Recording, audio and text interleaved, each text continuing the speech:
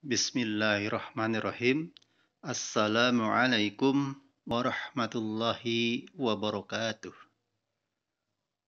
Ya, selamat berjumpa kembali dengan kami dari channel Omah Jamur Ungaran. Yang mana kali ini kami akan sedikit berbagi terkait sering banyak yang bertanya, apakah backlog yang gagal tanam tidak putih bisa ditanam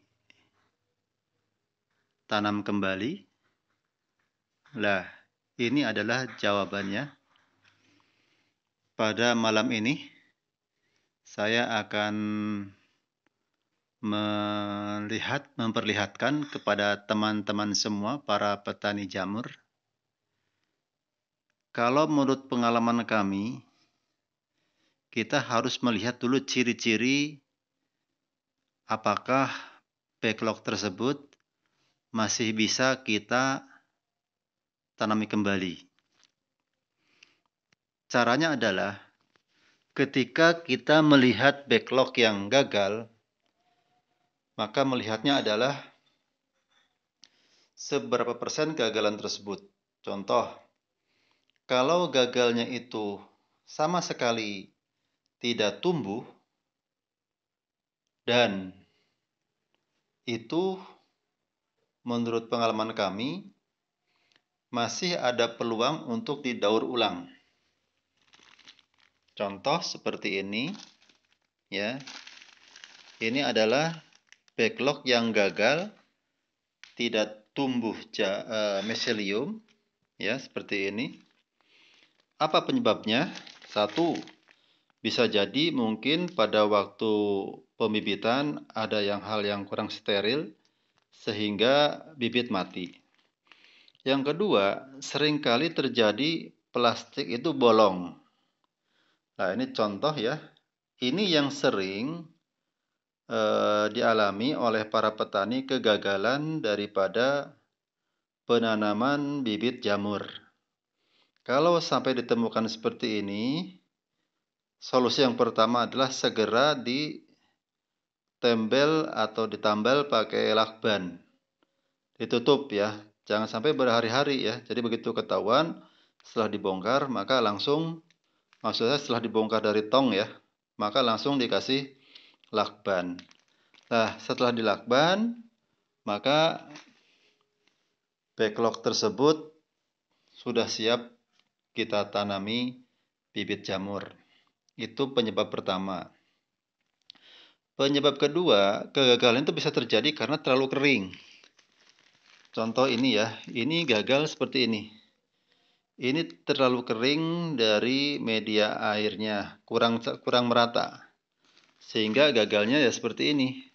Bagian yang kering ya, ini tidak tumbuh miselium dengan sempurna ya, bagian sebelah yang kering ini. Tetapi bagian yang sebelahnya ini agak basah, ini masih tumbuh miselium. Ya, ini saya biarin saja ya, karena masih ada peluang untuk keluar jamur. Nah, jadi ciri-ciri backlog yang bisa teman-teman daur ulang adalah backlog itu dilihat dulu. Pertama adalah kondisi backlognya. Apakah backlog itu tidak bermasalah dengan kemasannya pertama, yaitu plastik. Dicek dulu ada yang bolong apa tidak. Kalau ada yang bolong, maka ditempel dulu yang bolongnya tersebut, baru nanti kita dikukus ulang. Jadi tidak bisa ya teman-teman, kalau misalnya ada yang gagal, lalu kita tanam kembali tanpa disterilkan, itu tidak akan bisa. Mesti akan gagal. Caranya bagaimana? Ketika kita menemukan ada yang gagal, maka kita kumpulkan backlog yang gagal tersebut menjadi satu. Setelah disortir, dipisahkan dalam satu drum yang sama. tidak usah diaduk lagi ya, karena akan memakan waktu, tenaga, dan biaya dalam produksi. Jadi tidak usah diaduk lagi. Kecuali kalau gagalnya itu gagal total dan dalam artian gagalnya itu parah banget ya, parah banget, tidak keluar miselium atau rusak misalnya plastiknya, maka teman-teman harus didaur ulang, dibuka kembali, dihancurkan aja plastiknya dan dicampur dengan backlog yang baru. Nah, teman-teman, ini adalah contoh ya, satu deret ini. Dulu saya pernah ada kegagalan, ini nggak tahu dari apa sebabnya, tetapi karena berpikir sayang ya kalau dibongkar lagi, dan saya lihat plastiknya juga masih bagus, akhirnya ini kita kukus lagi ya dengan modal ya tentunya nambah tenaga ya, ngopen, dan kemudian tambah biaya untuk pengukusan. Tapi tidak apa-apa daripada dibuang percuma ya. Nah, ini contohnya seperti ini, alhamdulillah ya. Mari saya dekatkan lebih dekat lagi ya, seperti ini.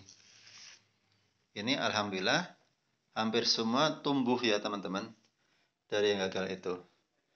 Nah, jadi itulah teman-teman ya, gunanya kita belajar dari kegagalan supaya kita semakin kesini semakin pintar bagaimana mengatasi masalah yang kita hadapi.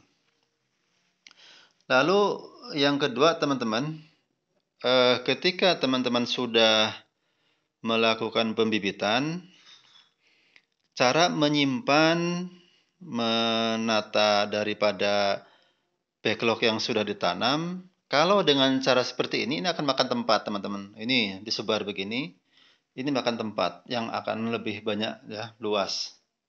Tapi kalau kita lihat seperti ini, maaf ini saya lihatkan, ini umur berapa hari nih? 3 hari kalau nggak salah ya. Alhamdulillah insya Allah ini akan tumbuh semua nih. Kalau saya lihat dari pertumbuhannya cukup bagus ya, seperti ini. Cukup putih, udah bagus ya, seperti ini. Jadi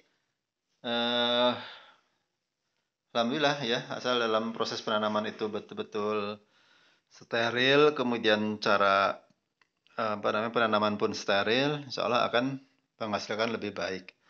Kemudian untuk faktor-faktor lain kematian backlog yaitu karena panas teman-teman pada waktu penyimpanan di tempat ruang inkubasi. Ya, ini hati-hati. Makanya kalau di kami seperti ini nyimpannya. Ini ada jarak. Ya, ini ada jarak seperti ini. Jarak ini kurang lebih ya separuh backlog ya teman-teman. Hampir 15 cm ini. Hampir 15 cm ada jarak antara backlog satu, tumpukan backlog satu dan tumpukan backlog yang lain.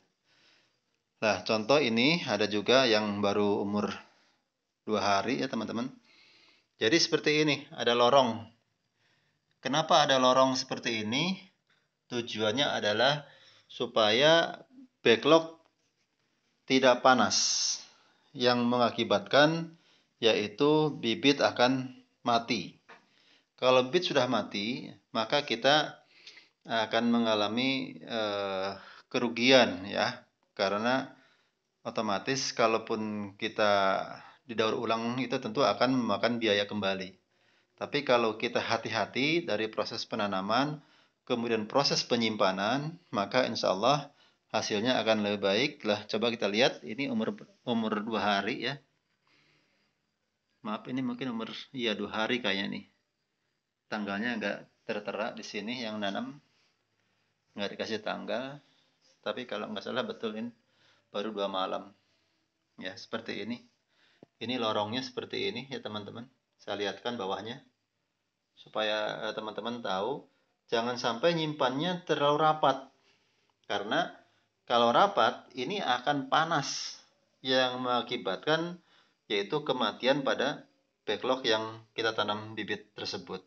Ya, mungkin itu ya teman-teman. Jadi jangan dibuang backlog yang gagal karena itu ada peluang untuk berhasil. Ingat, setiap kegagalan pasti ada keberhasilan.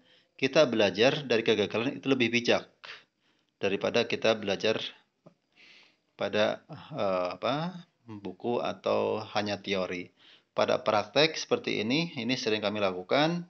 Alhamdulillah hasilnya bisa kami rasakan, bisa menekan sedikit kerugian yang kita alami. Yang seharusnya 1 tong itu rugi 300.000, dengan cara ini kita hanya rugi berarti 1 tabung gas. Ya, 1 tabung gas itu senilai 18.000. Ini tema yang malam ini saya sampaikan, cara mengolah kembali backlog yang gagal supaya bisa kita jadikan backlog yang produktif. Demikian yang bisa saya sampaikan di malam ini. Semoga ilmu yang sedikit ini bermanfaat bagi para pemula atau yang sudah lama di usaha jamur tiram. Dan mari kita senantiasa berbagi. Kalau seandainya ilmu ini bermanfaat, silahkan teman-teman bisa share ke teman-teman yang lain. Mudah-mudahan dengan teman-teman nge-share ilmu yang bermanfaat, nanti akan dapat pahala ilmu yang bermanfaat. Ya, demikian. Terima kasih. Silakan jangan ragu untuk kontak ke tempat kami, ke Omah Jamur Ungaran. Semoga kami bisa membantu teman-teman semua baik dalam mencari solusi untuk pengembangan bisnis jamur tiram. Dan apabila membutuhkan bibit juga kami tersedia ya, cincin jamur, bibit, dan pupuk, maka silakan hubungi di channel kami di Omah Jamur Ungaran di nomor 081 56 86 3167. Jangan lupa like dan subscribe, dan apabila bermanfaat silahkan dibagikan ke saudara semua. Terima kasih. Wassalamualaikum warahmatullahi wabarakatuh.